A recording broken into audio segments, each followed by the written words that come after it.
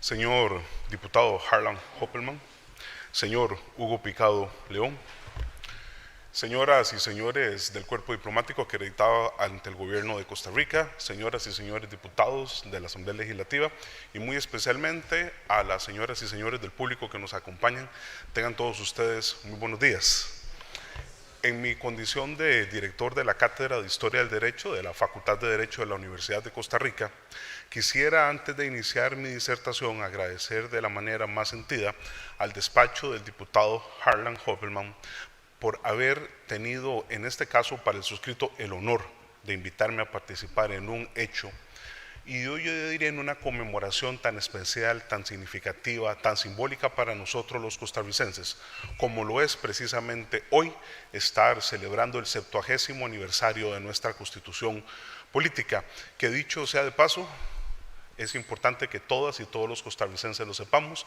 A partir de mañana, ese 8 de noviembre del 2019, se convertirá en la constitución política más longeva de nuestra historia, porque precisamente la constitución política de 1871 duró exactamente 70 años, teniendo el impasse de 1876 a 1882 y el de 1917 a 1919. Así que hoy es el último día en que quedará en segundo lugar y a partir del día de mañana en el primer lugar de nuestra historia. Nosotros los historiadores tenemos la costumbre de explicar siempre los antecedentes, las circunstancias y los motivos y los elementos que explican un hecho. Ya desde que Heródoto en el siglo IV de nuestra época había dado y había creado nuestra rama científica bajo el nombre correcto de oisotoria, palabra que en el griego antiguo significaba investigación del pasado, nos marcó el derrotero a decir claramente dos cosas: nada, absolutamente nada de los acontecimientos que acontecen para los seres humanos son ni por generación espontánea, no nacieron de la nada, ni son una cuestión de ocasionalidad. Señoras y señores, tienen una razón de ser, tienen una causa, tienen un motivo y por supuesto que el tema que se me ha pedido tratar el día de hoy, los derechos y garantías individuales en nuestra Carta Fundamental, es absolutamente contundente con ese paradigma establecido por los griegos ya hace casi 25 siglos. Es por eso que antes de entrarle al tema de fondo, vamos a irnos en el tiempo para respondernos una pregunta. ¿Por qué en nuestra Constitución política actualmente, a partir del artículo 20, tenemos un título que se llama Derechos y Garantías Individuales? ¿Qué llevó a eso? ¿Por qué se tomó esa decisión? ¿Cuáles fueron las circunstancias, motivos y personajes que se concatenaron para eso? Nosotros, si hacemos un viaje en el tiempo, encontramos hace 8 siglos, que precisamente en junio de 1215, cuando lo que en aquel momento era la monarquía absoluta en Inglaterra tenía la peculiaridad no de ver a los súbditos como seres humanos, sino simplemente como gente que debía obedecer de manera irrestricta y absoluta al poder monárquico del rey, dos estamentos medievales, los varones por un lado y la iglesia por el otro, se enfrentan al monarca de aquel momento, Juan Sin Tierra, hermano de Ricardo Corazón de León, que acababa de morir de manera trágica en el norte de Francia, y le exigen una palabra que ahora nos suena muy común, señoras y señores, y que ahora nos suena muy ordinaria, pero que hace 8 siglos exigir una cosa de esas implicaba la muerte. Yo exijo respeto a la dignidad que tengo como ser humano. ¿Y qué es lo que hay detrás de esa idea? Juan Sin Tierra no acepta, por supuesto, en un primer estadio estas circunstancias, se dan todos los factores para iniciar probablemente una guerra civil en esa nación, y es cuando él, dándose cuenta que tiene dos opciones, o morir o vivir, pero con un respeto o ciertos respetos a estos individuos, toma la decisión efectivamente en junio de 1215 en las praderas de Runnymede de firmar un documento que es vital para todos los seres humanos que creemos en las garantías y en los derechos individuales y que ustedes y yo conocemos con el nombre de Magna Charta Libertatum o Carta Magna de las Libertades. Véase que es la primera ocasión en la historia en que se positiviza, se le da entonces a esa palabra de libertades en plural un espacio en un documento que, atención por favor, tendrá que ser respetado por la autoridad y obviamente en una relación bilateral por los administrados. De las 48 cláusulas que tiene esta Carta Magna, me interesa una que está por encima de todas las demás. Es precisamente la 42. Se dice a partir de ese momento, en aquel momento no se extiende tanto el derecho. Tanto el estamento de los varones como el estamento eclesial tendrán derecho a que se aplique la figura del habeas corpus respecto de sus personas. Señoras y señores, no había existido hasta ese momento esta idea. Lo máximo que había existido en el derecho romano era el homino exhibendo, que era una garantía penal en algunos casos, pero que estaba circunscrita simplemente a la voluntad del emperador o en algunos casos del pretor o del tribuno. Y no, en 1215 se hace efectivo el que usted como autoridad tenga que decir por qué se está deteniendo a una persona, a dónde se le va a llevar esa persona, y lo más importante, quién está ordenando la detención de esa persona. De ahí que se hubieran utilizado precisamente esos vocablos de habeas corpus, que era la manera de decir hallar al cuerpo, hallar al individuo, hallar al sujeto. Ok, se logró, pero no fue suficiente. Lo cierto es que un día sí y otro también, tanto en el caso del tránsito de las dinastías hasta la llegada de la casa Tudor y la casa Estuardo, se siguieron dando una serie evolutiva de derechos y nos vamos a ir en el tiempo 300 años. Porque para 1628 se hace una segunda versión de la Carta Magna con el nombre de la Petition of Rights o petición de derechos. Véase nuevamente que es la ciudadanía, en aquel momento los súbditos solicitándole al monarca que respete derechos, que respete garantías y que respete esa serie de circunstancias que tienen por el hecho de ser seres humanos. Se logrará en alguna parte, porque 12 años después, como parece entender que algunos gobernantes no querían comprender que el ser humano debe respetársele sus derechos y garantías simplemente por ese hecho, va a llevar a que en 1640 se firme la famosa Habeas Corpus Act, que ya, para que ustedes me entiendan, es una especialización de ese recurso para dárselo como garantía a los individuos. No contento la historia británica con eso, el último de los elementos va a venir en 1689, cuando se firme la famosa Bill of Rights, que le viene a poner término a esa primera construcción sobre lo que deben entenderse que son esos derechos primigenios de los individuos. Y cosa curiosa, como decía el gran filósofo Arthur de Schopenhauer, no hay nada más fuerte que una idea cuando le llega el momento, y a la idea de la libertad, en plural, libertades y las garantías como derechos fundamentales, ya le había llegado el momento. ¿Y cuál es ese momento? Para que ustedes me comprendan, el siglo XVII y sobre todo el siglo XVIII le muestra a la humanidad toda la cadena de abusos, de vejámenes y de arbitrariedades de los monarcas respecto a los súbditos, sobre todo en Francia, en donde, como ustedes recordarán, llegó su culmen con Luis XIV al llegar incluso a decir «L'état c'est moi», el Estado soy yo y nadie más vale que yo. Lo cierto es que eso es lo que va a llevar entonces a que, producto de esa revolución científica nuevamente surgida en Inglaterra a raíz del método científico, sobre todo con las ideas de Francis Bacon, empieza a decirse lo siguiente, señoras y señores: tiene que aplicarse la razón, tiene que aplicarse la sabiduría, tiene que aplicarse el conocimiento. ¿Para qué? Para la búsqueda de los derechos.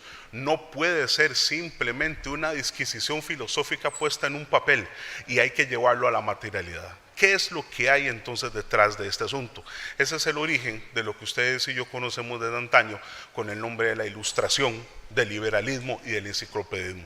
Son esos tres motores de la historia entre el siglo XVII y el siglo XVIII que le impulsan a la persona a algo muy importante: luche, critique, analice, piense, estudie, no se deje llevar por lo que primero usted escuche, y lo más importante, si tiene que incluso ofrendar su vida, hágalo, porque es una cuestión de convicciones para que usted no siga simplemente siendo un súbdito que a los ojos de las monarquías usted no vale nada. Lo cierto es que ahora es muy fácil hablar en estos términos. Hace 300 años eso es lo que desencadenó, fueron los primeros movimientos incluso contra el poder. ¿Y qué es lo que surge entonces en este momento, señoras y señores? Bueno, un gigante de esas personas que a los alumnos siempre le enseñamos que todas sus obras, sus escritos y sus pensamientos deben ser de todo individuo que se considere libre, nada más y nada menos que el filósofo, matemático, docente y académico John Locke, quien escribe esa obra monumental llamada Tratado sobre el Gobierno Civil en 1690, y le dice a los seres humanos: perdónenme, no para aquella coyuntura, para todas las coyunturas de la historia, No, el problema no es tener cadenas en los pies, en las manos, en la cabeza. Las peores cadenas de los seres humanos son las mentales. Rómpalas. No se deje que ellas la dominen. Quítese esas cadenas políticas, quítese esas cadenas religiosas y quítese esas cadenas sociales y aprenda a ser libre. Con esas ideas, y eso es lo que lo provoca, cruzan el Canal de la Mancha, llegan a Francia y curiosamente es el caldo de cultivo perfecto, porque en aquel momento dos filósofos franceses que han leído la obra de Locke dicen: este es el momento. Nosotros necesitamos llevar a la materialidad las ideas de Locke. ¿Y quiénes son estos dos personajes? Denis Diderot y Jean Le Rond d'Alembert, quienes van a crear precisamente la figura de la enciclopedia, esos libros que todos ustedes y yo conocemos como mecanismo para que la gente aprenda. Por eso ustedes habrán notado que la enciclopedia tiene una peculiaridad. Les habla de todo, pero en pequeños espacios. Era el mecanismo o la manera idónea para que los seres humanos conocieran de todo y pudieran ser libres en sus pensamientos y en sus acciones. Esta idea tiene una peculiaridad. Diderot y D'Alembert se dan cuenta de que la idea es excelente, ya la han materializado, pero necesitan hacerla famosa. Y le piden a tres colegas que hagan el prólogo. En la Biblioteca Nacional de París está la primera enciclopedia firmada por los tres prologuistas y ustedes me dirán si les parece importante estos tres prologuistas que fueron los que hicieron que la obra se hiciera famosa. Uno se llama Voltaire, el otro se llama Rousseau y el otro se llama Montesquieu. Así que ustedes me entenderán que un libro con esos tres prólogos inmediatamente lo que hizo fue que explosionó las ideas y lo que pasa es que, como siempre sucede, empezó a hablarse de boca en boca, de elemento en elemento, de una palabra que, vuelvo a repetirlo, en aquel momento era sinónimo de muerte y esa palabra es libertad. Pues lo cierto es que Francia todavía no estaba lista, la idea, como les digo, se materializó, el libro se publicó, los filósofos, vean qué interesante, lo prologaron, pero tuvo que pasar algunos años para que la idea llegara a algo concreto. ¿Por qué? Porque en ese trajín, en una época en que ustedes entienden que el tránsito de las ideas no se hace ni por avión ni por ningún automóvil, sino que se hace por barco, esas ideas cruzan el Atlántico y llegan a las 13 colonias que curiosamente el Imperio Británico tenía en ¿dónde? En ese continente que los españoles habían conquistado desde 1492 y que le habían puesto el nombre genérico de las Indias y que luego se conoció con el nombre de América a partir del siglo XIX. ¿Por qué decimos esto? Porque cuando estas ideas llegan a estas 13 colonias, estos súbditos ingleses dicen: ya es suficiente. Vamos a ponerle un hasta aquí a los abusos del rey Jorge III, en aquel momento en la casa de Hannover. ¿Y qué es lo que va a suceder? Sí, efectivamente, a partir de 1774 se inicia un movimiento independentista, autonomista, que busca que la libertad no se quede en el papel. Vuelvo a repetirlo, que la libertad se convierta en un hecho efectivo. Y aquí van a surgir 6 personajes que ustedes todos conocen: George Washington, Benjamin Franklin, Thomas Jefferson, John Adams, Alexander Hamilton y James Madison, que se van a convertir en la base filosófica, ideológica de este movimiento para llevar finalmente a partir de 1776 hasta 1783, ¿a qué? A que esas colonias logren algo que me da mucho gusto aquí decirlo.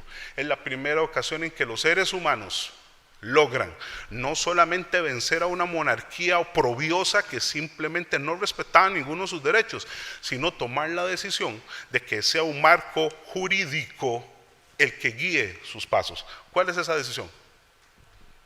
En 1787, reunidos representantes de 13 de esas colonias, toman la decisión de emitir un ¿qué? Un instrumento jurídico que no tenga solamente una realidad para esa coyuntura, que tenga realidad eterna, ojalá. ¿Y qué es lo que va a pasar?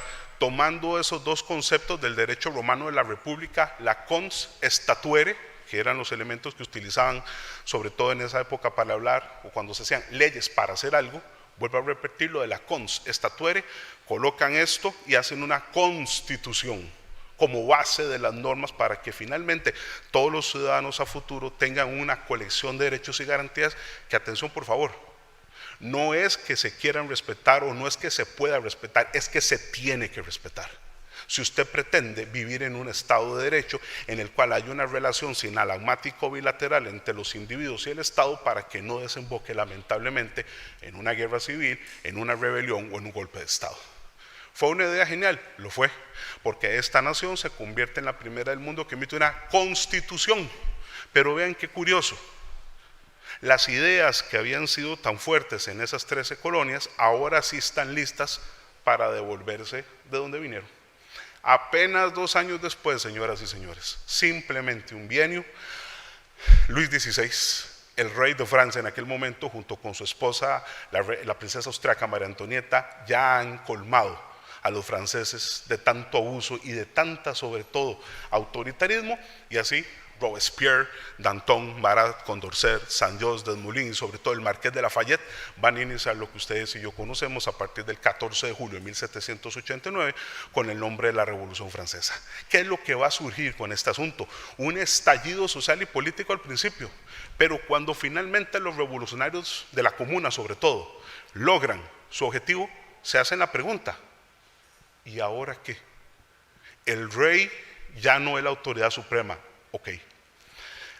El poder lo estamos ejerciendo nosotros, sí, pero y aquí es donde surge uno de esos gigantes, una de esas personas de la historia de las libertades que simplemente debería ser nombrado en todas las veces que un ser humano hable de lo que es ser libre, que es precisamente el Marqués de Lafayette, quien toma la idea de convocar a los representantes de los estados generales en aquel momento y decirles: señores, al igual que aquella nación lo ha hecho hace 2 años, hagámoslo nosotros. Nosotros debemos poner por escrito una serie de garantías y una serie de especificidades. ¿Para qué?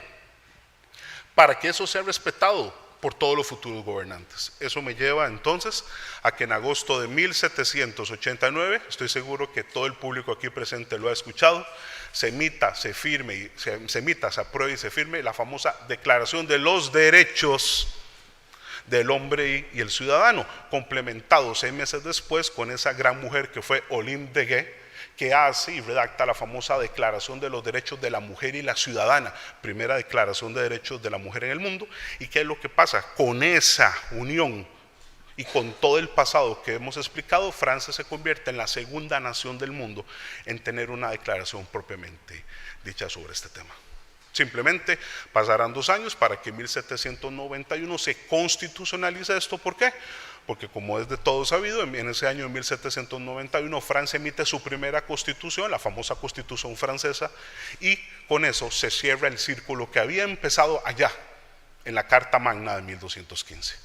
Lo que pasa es que el experimento francés tomó un rumbo inusitado, por cuestiones que no ven aquí el caso, sobre todo de naturaleza política interna y en algún momento también externa con la dinastía Habsburgo austriaca.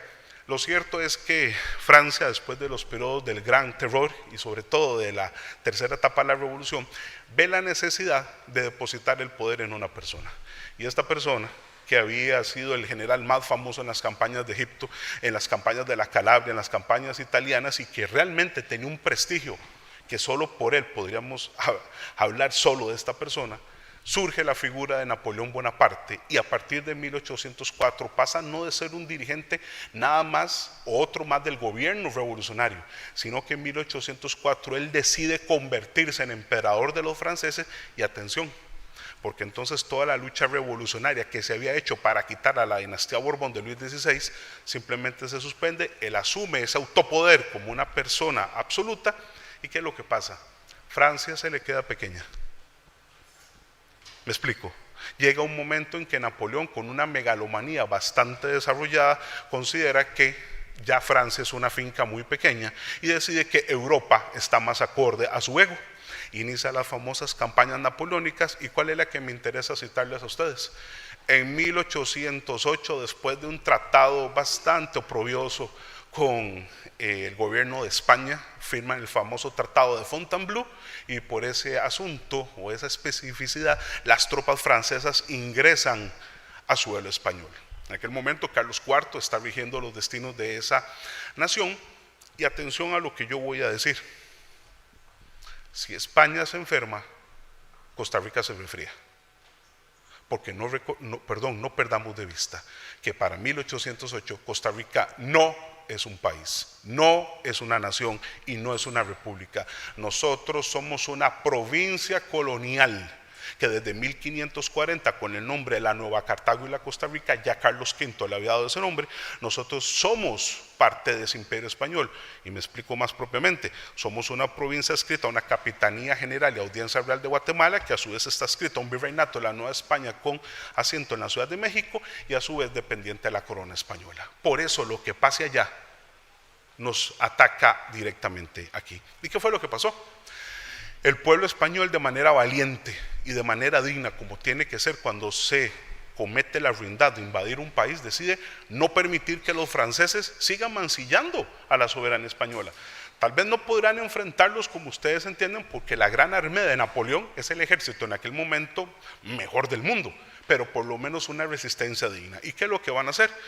Una especie de guerra de guerrillas que se conocen con el nombre de juntas, y esas juntas toman la decisión de convocar al pueblo español a un órgano legislativo que a nosotros nos suena raro aquí en Costa Rica, pero que en España tiene mucha lógica, porque se le dice en plural las Cortes, que es el órgano, vuelvo a repetirlo, legislativo cuando está en plural, mientras que cuando usted utiliza esa palabra en singulares, corte, como lo entendemos hoy aquí en Costa Rica, Corte Suprema de Justicia, para asignarle una función a lo judicial. Estas cortes, con representantes de todos los territorios españoles, toman una decisión que nos viene a acercar a nuestro tema de hoy. La decisión de enfrentarse a Napoleón y exigir libertad, respeto y libertades no solo le importa a los españoles. España es la dueña de la mitad del mundo. ¿Y por qué digo esto? Porque el Conde de Florida Blanca manda cartas desde California hasta Chile a todas las naciones para que envíen sus representantes. Esto les interesa a ustedes también. Si España cae, ustedes van a caer. Si España sucumbe, ustedes van a sucumbir. Por eso representantes de los virreinatos desde California hasta Chile vengan, todos envían representantes, y con mucho gusto, siempre que tengo la oportunidad de venir a este edificio de la Asamblea Legislativa, Costa Rica manda su primer diputado. A ese sacerdote del cual estamos tan orgullosos, a ese primer costarricense que nos universaliza, y lo más importante, único costarricense que, como ustedes saben, ha permitido este Congreso que su cuadro esté pendiendo en las paredes del Congreso, que es ni nada más y nada menos que don Florencio del Castillo Villagra. Con esa lucha se va a iniciar la idea de que esta situación les compete a todos, y terminaría estos antecedentes con lo siguiente: porque la reunión de todos estos diputados hace que entonces efectivamente el 19 de marzo de 1812 se emita la Constitución de la Monarquía Española, o comúnmente llamada con el apodo de Constitución de Cádiz, que como ustedes saben es la ciudad en donde esta Constitución se emitió. Permítanme decirlo con mucha claridad: ese día, en ese momento, en esa coyuntura, Costa Rica entra en la historia constitucional del mundo. Eso es lo que permite que su patria, mi patria, nuestra patria, tenga por primera vez una constitución política, porque como lo dicen los oficios resguardados en nuestro archivo nacional, va a ser en noviembre de ese mismo año, 1812, cuando la provincia colonial de Costa Rica apruebe como propia esa Constitución de Cádiz, y entramos en la historia constitucional de la humanidad. ¿Qué es lo que va a pasar? Creo que se van a llevar una sorpresa todos los aquí presentes, porque cuando se me pidió hablar entonces de las garantías individuales en la Constitución Política de Cádiz, señoras y señores, no hay ningún título, no hay ninguna cápita y no hay ninguna sección que los hable en específico, los habla en genérico. Y ese elemento me resulta importante porque, haciendo un salto obviamente con el respeto a ustedes bastante ostensible, nos vamos precisamente a 1821, y ahí sí, su patria y la mía se declara independiente, se declara autónoma, se declara rota, atención, la relación política, pero como lo enseñamos los abogados, la relación jurídica se rompe entre la monarquía española y la provincia, y sus abuelos y los míos toman la decisión, atención al detalle, basándose en el contrato social de Rousseau, de emitir un pacto social fundamental interino de Costa Rica, que también se le conoce con el apodo de Pacto de Concordia por el artículo 13, que habla de ese nudo de concordia que debe haber entre los costarricenses. Pero sorpresa para todos, no, tampoco en esta Constitución, segunda de nuestra historia y primera de la vida independiente, se dice nada sobre un acápite específico de derechos y garantías. El modelo se va a repetir en marzo de 1823. En aquel momento, la Segunda Junta Superior Gubernativa emite el famoso primer estatuto político de la provincia de Costa Rica, y véase que ya estaremos en la tercera de nuestra historia, pero tampoco se dice nada, y el modelo se va a repetir lamentablemente después de la guerra de Ochomogo, en donde por primera vez nos tenemos que matar entre nosotros los costarricenses por la capitalidad entre Cartago y San José, y adherirnos o no al Imperio Mexicano. La cuarta Constitución política, que conocemos con el nombre de Segundo Estatuto Político de la provincia de Costa Rica, y nuevamente no se dice nada sobre un título específico referente a garantías e individualidades de los costarricenses. ¿Qué pasa entonces? Todo viene a cambiar en 1824. Costa Rica, por razones que no viene aquí al caso, porque como ustedes entienden no es el tema de hoy, tiene una peculiaridad: decide unirse a las otras 4 naciones centroamericanas en un proyecto federal basado en el modelo norteamericano anglosajón llamado República Federal de Centroamérica. Lo que va a pasar con eso, entre otras cosas, pero solo podemos hablar hoy de las jurídicas, Costa Rica, al ser parte de este modelo, se toma la siguiente decisión: se va a emitir una constitución política de por todas las repúblicas, y eso lo que hace es que Costa Rica en noviembre de 1824 tenga ahora sí su 5ª constitución política. ¿Qué pasa? En esta constitución hay un capítulo que claramente dice de las garantías de la libertad individual. Señoras y señores, acaban de conocer el momento en que surge por primera vez el tema de las garantías y las individualidades, venidas de los Montesquieu, de los Voltaire, de los Rousseau, de los Robespierre, de los Diderot, de los D'Alembert, de los Hamilton, de los Washington, cuando llega a Costa Rica, porque ahora sí se está dando un acápite específico a los costarricenses para que sepan que esas garantías son inalienables, imprescriptibles, sagradas y jurídicas. ¿Qué es lo que va a pasar? En un sistema federal, como estoy seguro que todo el público aquí presente lo sabe, no solamente hay una constitución que rige a todos sus miembros, sino que se exige que cada uno tenga la suya propia. He ahí la gran característica del sistema federal. Costa Rica no se queda atrás. Para ser exactos, en 1825 se emite nuestra 6ª constitución política, que conocemos con el nombre de Ley Fundamental del Estado Libre de Costa Rica.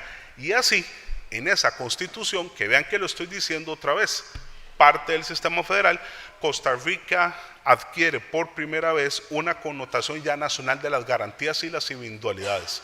¿Cuál es el título? Nuestros abuelos muy acertadamente ponen de los derechos y deberes de los costarricenses.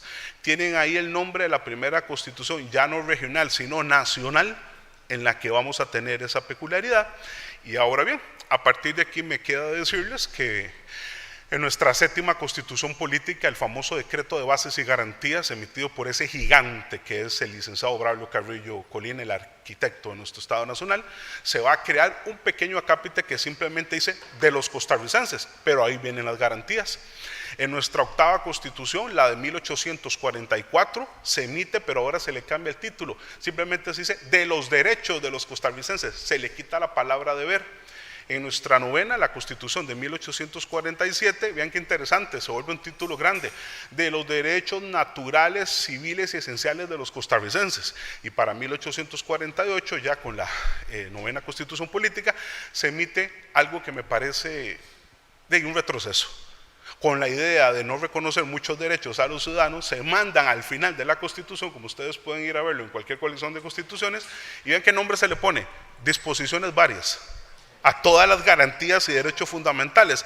Eso se explica con la idea de centralizar el poder en la figura del presidente y hacer que el Congreso y el Poder Judicial simplemente fueran de adorno. Para 1859 se revierte el asunto, y aquí me permito decir que la Constitución 10ª, 11ª, 12ª y 13ª, o sea, la Constitución de 1859, la del 69, la del 71 y la de 1917, cada una de estas acápites va a llevar un nombre que se repite en todos los casos: garantías individuales. Véase que se le quitó la palabra derechos, se entendió que por ese aspecto filosófico calzaba más darle el título de garantías, y así llegamos finalmente al siglo XX.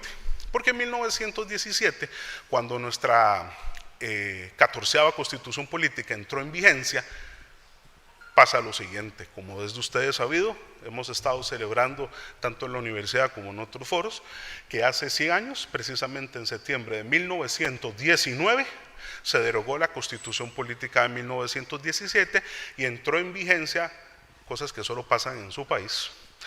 Se volvió a poner en vigencia la Constitución Política de 1871. ¿Por qué? Porque se había entendido que el golpe de Estado de 1917 había roto el orden constitucional, y para volver a encauzarlo vino Francisco Aguilar Barquero, presidente interino de Costa Rica, y ojo lo que voy a decir, cabeza del Poder Ejecutivo, y asumiendo funciones legislativas, pone en vigencia nuevamente la Constitución. Nadie discutió, nadie criticó, nadie analizó, pero si ustedes entienden, había una absoluta violación a la división de poderes en aquel momento. Lo cierto es que el segundo decreto de don Francisco creo que va a ser todavía más interesante para ustedes. Por virtud de él se dejan nulos todos los actos de ese gobierno en materia constitucional, que luego ya se retomará en la ley de nulidad de 1920, y por los próximos 29 años, señoras y señores, la Constitución de 1871 volvió a regir en nuestro país con el viejo título de ¿qué? De aquellas garantías individuales. Nuestra patria, nuestra querida patria, se enfrascó en la guerra civil que todos ustedes conocen entre el 12 de marzo y el 20 de abril de 1948. ¿Qué es lo que va a pasar? Durante esos días, sus abuelos y los míos lamentablemente tuvieron que ir a un enfrentamiento bélico y matarnos los unos a los otros por una cuestión X o Y, pero recordémoslo siempre, es asesinar a un compatriota.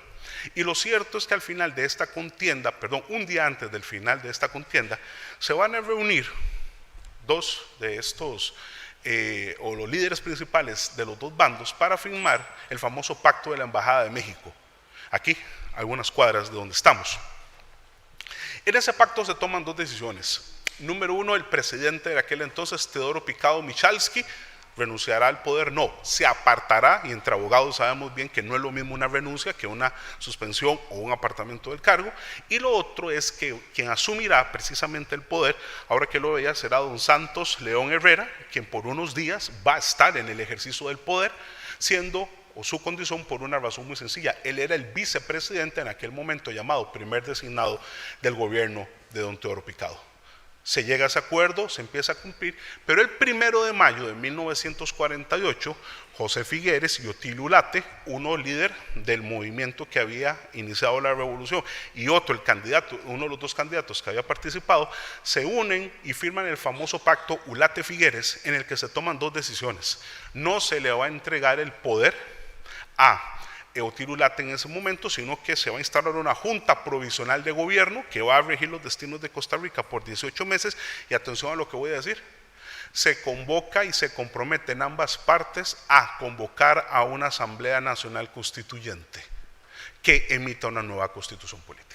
Las dos partes llegan a ese acuerdo, termina el periodo de don Santos, y cuando la Junta Fundadora de la Segunda República, por cierto, una nota al pie de página, se llama de la Segunda República porque la Primera República se estaba celebrando ese año, porque se había emitido en 1848 por parte del doctor José María Castro Madrid, de ahí el nombre de Segunda. Lo que hace entonces es que inicia su periodo de gobierno con 11 miembros, y en una de esas decisiones absolutamente sin fundamento jurídico, porque no tenía esa competencia, decide suspender la vigencia de la Constitución Política de 1871 y dejar únicamente en vigencia las garantías individuales que hemos venido hablando.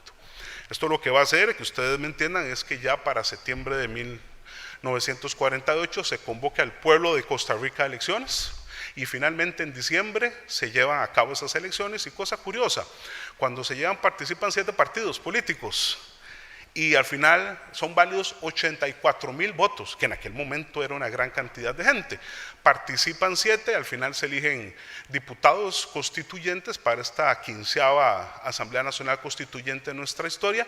Una nota importante al pie de página: de los 7 partidos, solo 4 logran ser parte de la Asamblea Nacional Constituyente, esos 45, que respectivamente son el Partido Unión Nacional con 34, el Partido Constitucional con 6, el Partido Socialdemócrata con 4 y el Partido Confraternidad Nacional con 1. Esa unión de constituyentes hace que finalmente el sábado 15 de enero, y qué gusto me da decirlo también, porque eso les tocó vivir a sus abuelos y bisabuelos y a los míos, a las 2 de la tarde del sábado 15 de enero, en las instalaciones del viejo Palacio Nacional de esa belleza que lamentablemente se demolió en 1958, pero en donde hoy está ubicado el Banco Central de Costa Rica, se inició la primera sesión de la Asamblea Nacional Constituyente.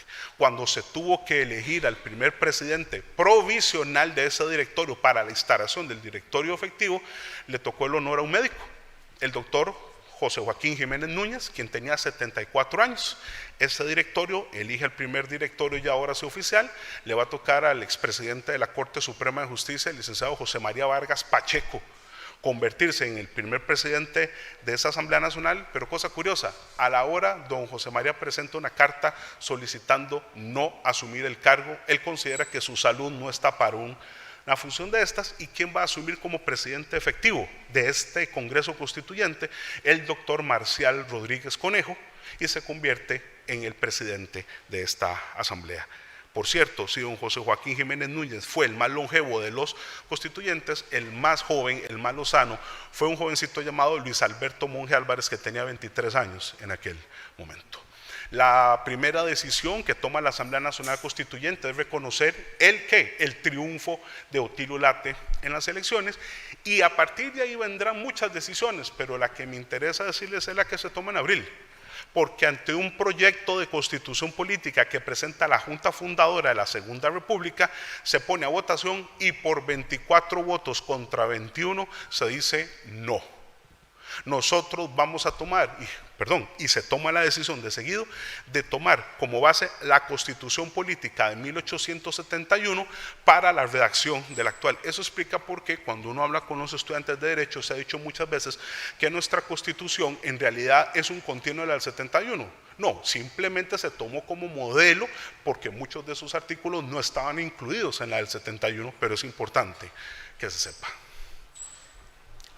Después de 183 sesiones, ojo el número que estoy diciendo, 183 sesiones, algunas de las cuales los que hemos tenido la oportunidad de ver las actas duraron hasta 14 horas por día, los diputados constituyentes emitieron hoy, hace 70 años, la Constitución Política del 49, atención, con una peculiaridad, 199 artículos, 18 títulos y 19 transitorios, y se dijo, esta Constitución entrará a regir un día después. Por lo tanto, mañana es cuando entraríamos en el 70 aniversario de vigencia, no de aprobación de la Constitución. Y para ponerle el punto final a esta parte, resulta ser que cuando la Asamblea Nacional Constituyente tomó esa decisión, se autodisolvió. Su último decreto es cuando los constituyentes dicen no más, nosotros solamente fuimos elegidos para este cargo. En todo caso, un mes antes ya se había convocado al pueblo de Costa Rica a un proceso eleccionario, y con eso los nuevos diputados de la Asamblea Legislativa, y véase que estoy diciendo este nombre por primera vez. ¿Por qué? Porque ahora que estoy en este recinto, fue con la Constitución Política de 1949 cuando se dejó el nombre de Congreso y se instituyó el nombre de Asamblea Legislativa para denominar al ente encargado del poder legislativo. Eso fue lo que llevó finalmente a que ahora sí, las garantías y derechos individuales quedaran a partir del artículo 20. Si ustedes revisan nuestra norma fundamental, se empiezan a regular con ese nombre. Es la primera vez en la historia de Costa Rica que se agregaba el nombre de derechos y de garantías en una misma circunstancia. Y así, en el artículo 20, que es con el que empieza esta circunstancia, se decidió por los diputados constituyentes que tenía que ser la libertad. Esa que nos hace tan famosos en el mundo, esa que nos hace tan reconocidos en el planeta, una libertad irrestricta y absoluta, y por lo tanto se prohíbe cualquier forma de esclavitud en Costa Rica. Una nota al pie de página, no era algo nuevo. Costa Rica ya había determinado eso desde 1824, pero la primera garantía fue la que se quiso hacer así. En el artículo 21, como todos ustedes saben, está otra de nuestras joyas, la inviolabilidad de la vida humana. Vuelvo a recalcarlo, no porque fuera idea de la constituyente, había sido ya aprobada en 1882. De hecho, fuimos la tercera nación del mundo que lo hizo, después de Colombia y Venezuela. Y atención, porque en el artículo 23, cuando se determina la garantía del derecho a la libertad de tránsito, esta sí fue ya una de las primeras que se constitucionalizó, porque antes solo estaba en los códigos penales. En el artículo 24, la inviolabilidad del domicilio. En el artículo 25, la inviolabilidad de las comunicaciones privadas. En el artículo 26, la libertad de asociación. En el artículo, 25, la libertad de asociación. En el 26, la libertad de reunión, como lo que estamos haciendo hoy en día. En el artículo 27, el derecho de petición. Y en el artículo 28, la libertad, qué importante, la libertad de pensamiento. Y para complementarlo, en el artículo 29, la libertad de expresión. Puedo decir lo que quiera, cuando quiera y como quiera, y yo me haré responsable de lo que yo haga. En el artículo 30, en complemento del 27, que es el de petición, se hace el famoso acceso a la información pública, tan importante en estos días, ¿verdad?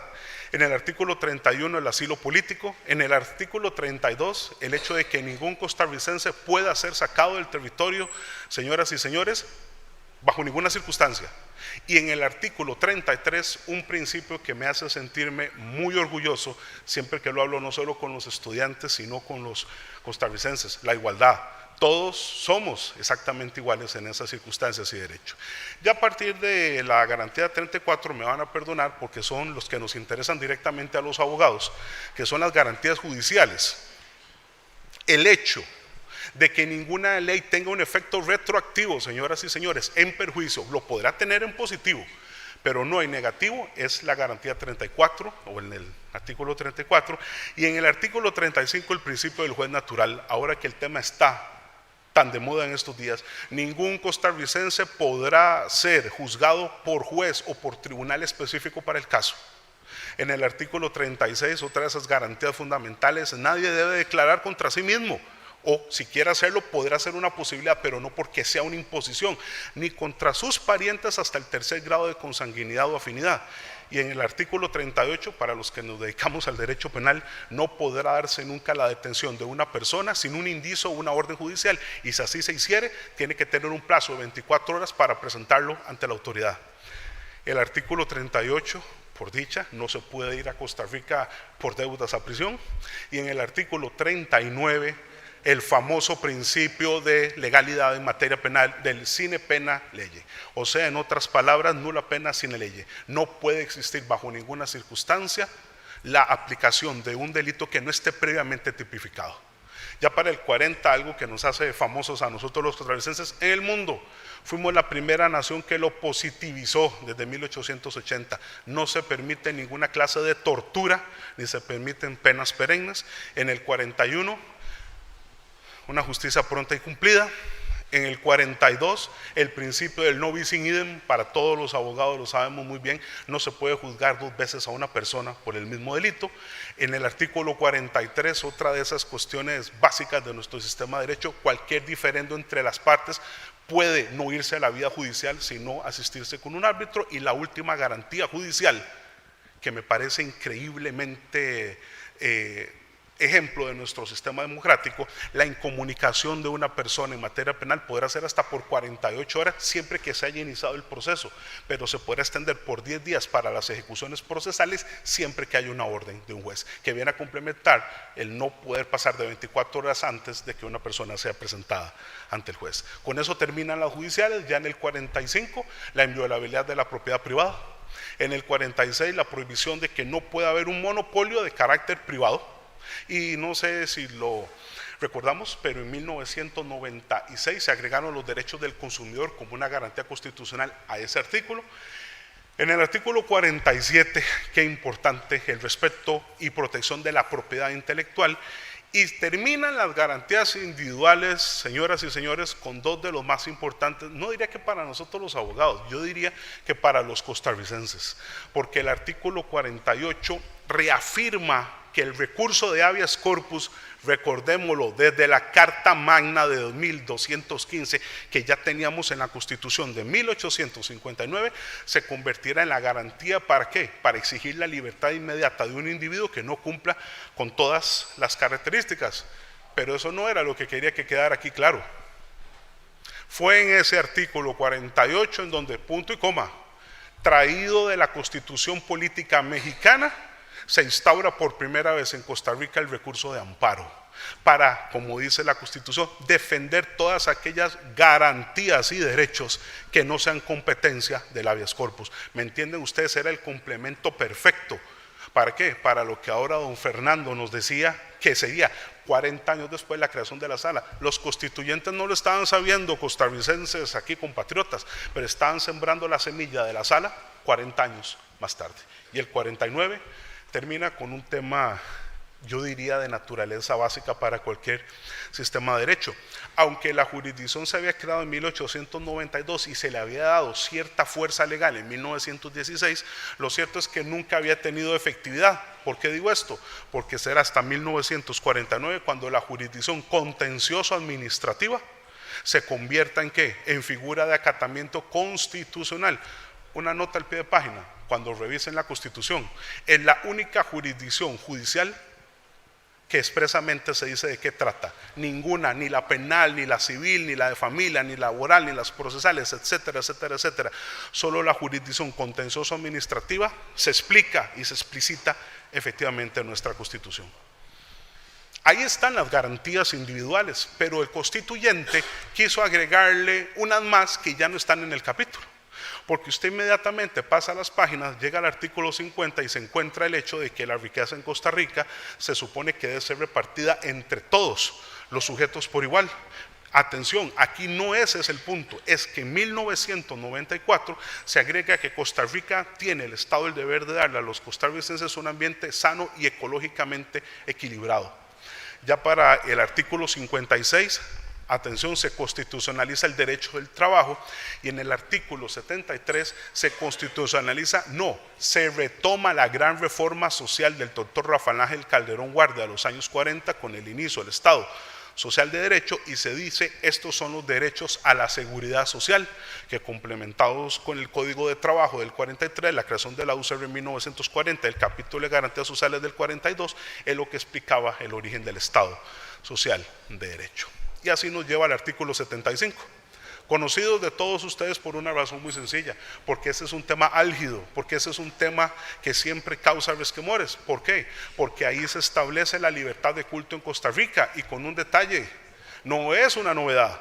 Ya Costa Rica desde 1871, el presidente Guardia había dicho claramente: se podrá aplicar o se podrá tener cualquier tipo de religión siempre y cuando no atente contra ¿qué? Contra la moral y las buenas costumbres, que es lo que todos ustedes saben que está vigente en nuestro país. El penúltimo de los artículos que quiero citarles a ustedes es el derecho a la educación. Ahora que veo este grupo aquí de estudiantes, qué valioso que están aquí acompañándonos. Desde 1869 tenemos ese derecho. Me imagino que están al tanto de que en este año se están celebrando los 150 años de la educación pública, gratuita y obligatoria en Costa Rica. La Constitución, valga la redundancia, lo constitucionalizó en 1869, la del 49 la firmó. Y cierro con el último, porque en el artículo 93 de nuestra Constitución, y por primera vez en nuestra historia, se determina que el voto va a ser para ambos géneros. Y qué curioso, apenas fueron 6 meses después cuando se llegó a la materialidad.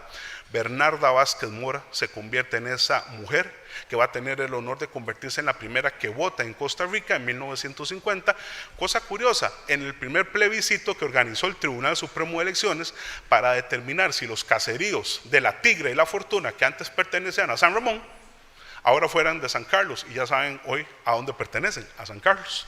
Y eso es lo que lleva efectivamente es a que 3 años después, 3 mujeres se sienten por primera vez en este Parlamento: doña María Eugenia Dengo de Obregón, doña Ana Rosa Chacón y doña Estela Quesada se convierten en el resultado efectivo y material de estas circunstancias.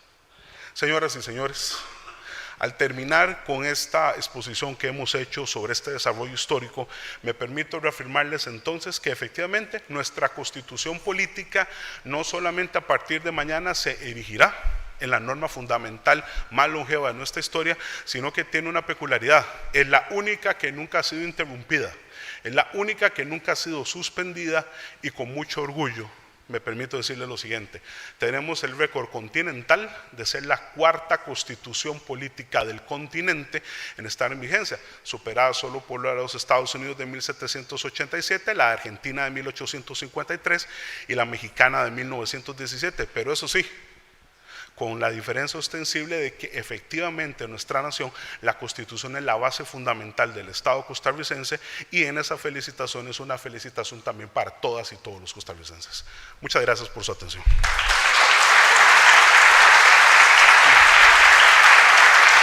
Muchas gracias.